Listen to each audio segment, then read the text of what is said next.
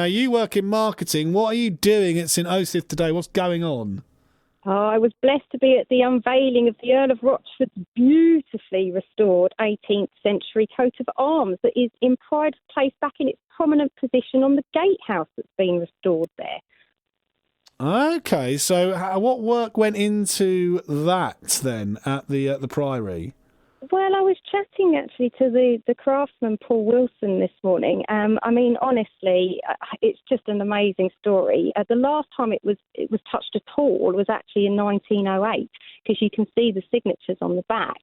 And he obviously added his to pride of place, and it's been back and restored. It's been lovingly restored over the last sort of few years, really. There's 1,400 years of heritage and legend at St Osyth Priory Estate, and to be able to speak to someone that's been able to, what was quite a challenge apparently, according to him, to be able to get it back. If you saw the before and the after pic, then you'd be, honestly, it's unbelievable. We had our first wedding showcase yesterday. It's starting to be available to hire and open back to the public again.